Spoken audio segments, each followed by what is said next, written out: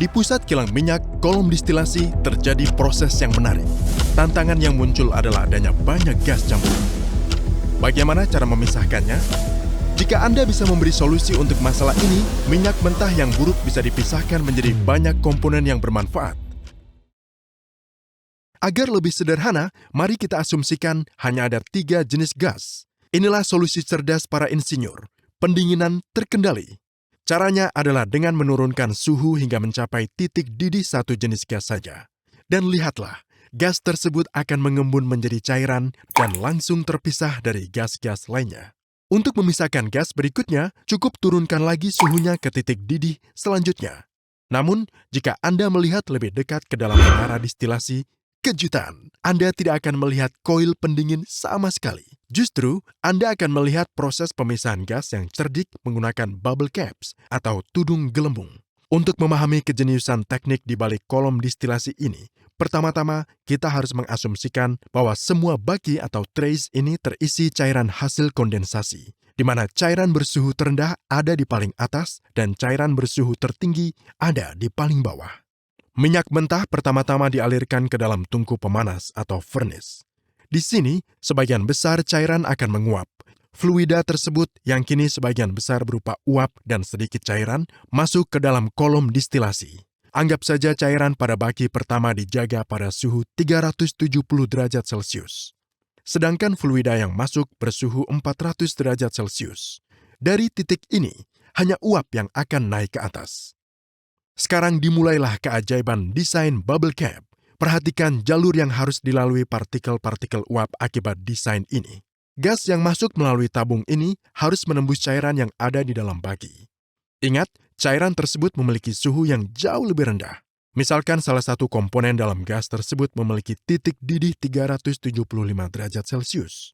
Komponen ini pasti akan mengembun di dalam genangan cairan ini. Begitu pula dengan komponen gas lainnya yang memiliki titik didih antara 370 hingga 400 derajat Celcius. Semuanya akan mengembun di sini.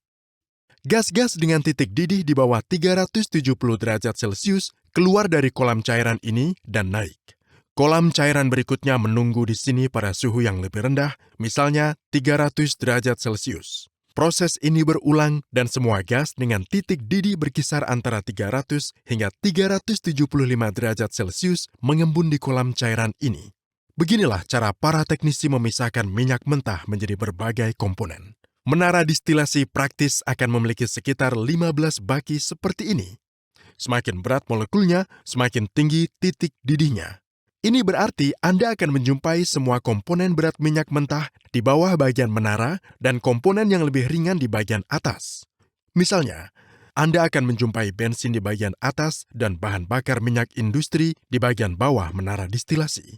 Di bagian atas menara distilasi dipasang kondensor. Kondensor ini didinginkan secara aktif. Sebagian gas yang berada di bagian paling atas saat melewati kumparan ini akan mengembun. Gas yang tersisa yang memiliki titik didih sangat rendah dikumpulkan sebagai gas petroleum dari bagian paling atas.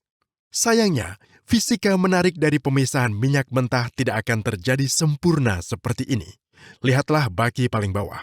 Semua gas dengan titik didih lebih tinggi dari 370 derajat Celcius seharusnya terkondensasi di sini.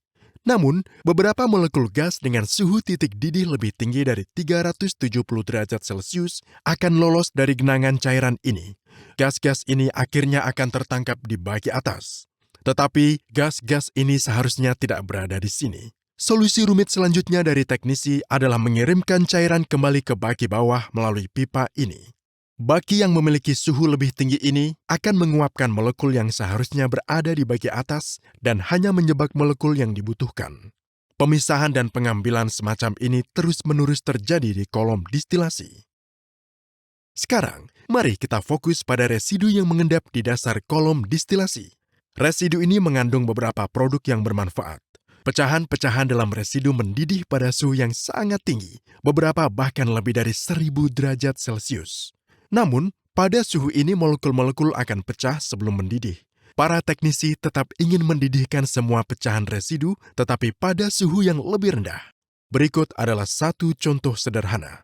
Air umumnya mendidih pada suhu 100 derajat Celcius. Namun, jika Anda bisa mengurangi tekanan di sekitar air, air akan mendidih bahkan pada suhu 50 derajat Celcius. Trik yang sama yang diterapkan pada residu, kurangi tekanan kolom distilasi. Proses ini dikenal sebagai distilasi vakum.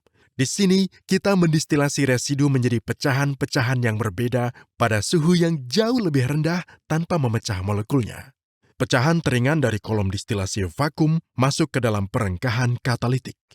Dari pecahan berikutnya dikumpulkan lilin dan minyak pelumas. Pecahan terberat tetap berupa cairan.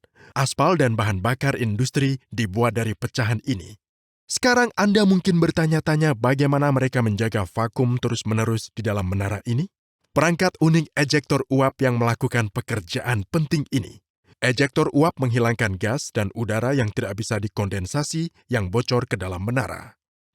Perangkat ini beroperasi berdasarkan prinsip Venturi.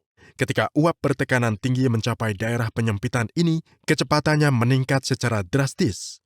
Menurut prinsip Bernoulli, kecepatan tinggi berarti tekanan rendah.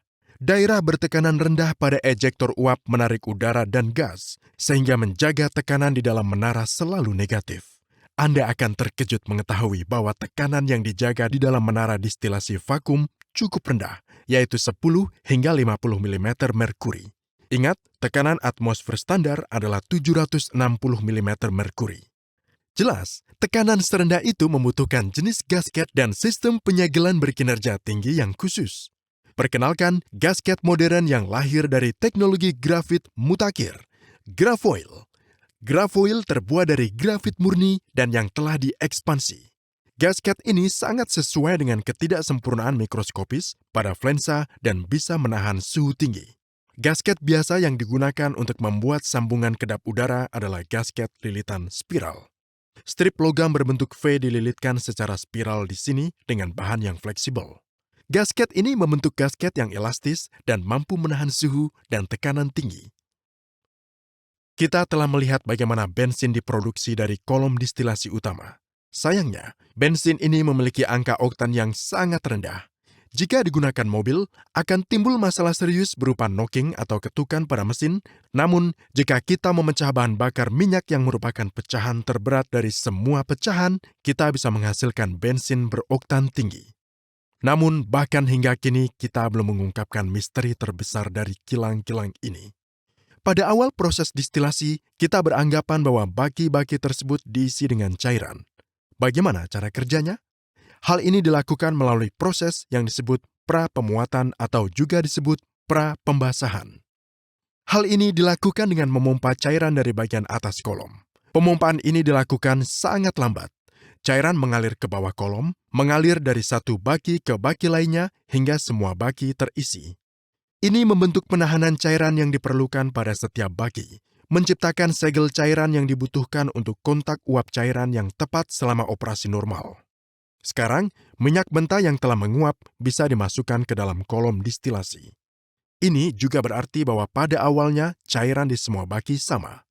Namun, ini merupakan keadaan sementara. Saat minyak mentah telah menguap dimasukkan ke dalam sistem, semuanya mulai berubah. Dalam beberapa menit, setiap baki akan berisi cairan dengan komposisi yang unik. 1 barel minyak mentah setara dengan 159 liter. Menarik untuk dicatat bahwa total volume produk olahan sekitar 170 liter. Peningkatan volume ini disebabkan oleh penguatan pengolahan. Kami memecah minyak mentah dengan molekul padat menjadi produk dengan molekul yang lebih ringan. Dari 170 liter tersebut, 73 liter adalah bensin, 43 liter adalah diesel sulfur sangat rendah, dan sekitar 16 liter adalah kerosin dan bahan bakar jet. Pemain kecil lain diwakili dalam gambar ini. Tampak seperti sihir. Dari minyak mentah yang jelek dan tidak berguna, akhirnya kita bisa menghasilkan komponen yang sangat berharga. Itulah keajaiban distilasi fraksional. Jika Anda merasa video ini bermanfaat, mohon beritahu kami dengan memberikan like dan komentar. Anda juga dapat membagikannya dan jangan lupa berlangganan saluran kami. Kami sarankan Anda mengunjungi situs web kami, jaiscompany.com. untuk mengetahui proyek-proyek kami yang akan datang.